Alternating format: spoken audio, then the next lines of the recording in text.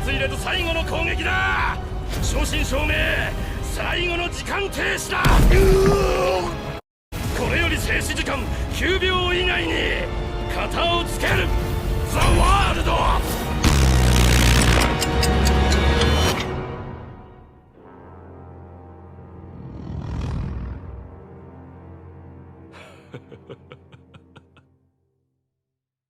1秒経過、2秒経過、3秒経過。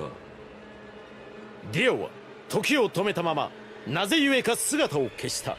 4秒経過。しかし丈太郎は考えるのをやめた。ディオが何を策していようと、ディオが静止した時の中で2秒間だけ動くことのできる丈太郎をどんな方法で攻撃してこようと、もらった2秒という時間だけスタープラチナをぶちかますだけだ。5秒経過。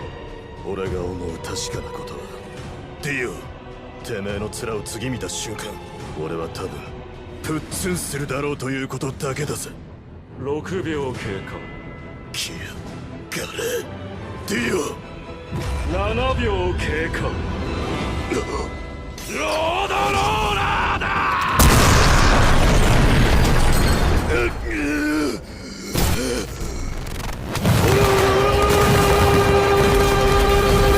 もう遅い。脱出不可能よ。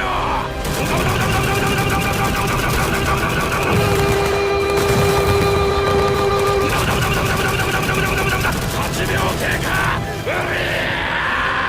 ぶっ潰れよ。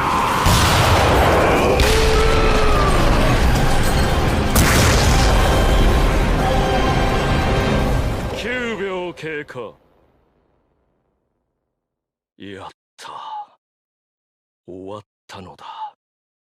スタープラチナはついに我がザワールドのもとに敗れ去った。不死身、不老不死。スタンドパワー。これで何者もこのディオを超える者はいないことが証明された。取るに足らぬ人間どもよ、支配してやるぞ。我が知と力のもとにひれ伏すがいいぞ。10秒経過。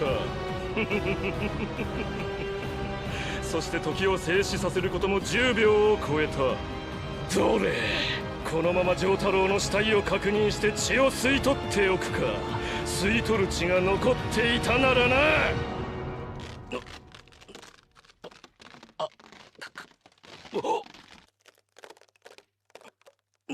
なんだ、体の動きが鈍いぞ。違う、動きが鈍いのではない。動けん。バカな。まったく体が動かん。ディオ、11秒経過だぜ。動ける時間はそこまでのようだな。何？俺が時を止めた9秒の時点でな。そして脱出できた。やれやれだぜ。これからてめえをやるのに1秒もかからねえぜ。丈太郎。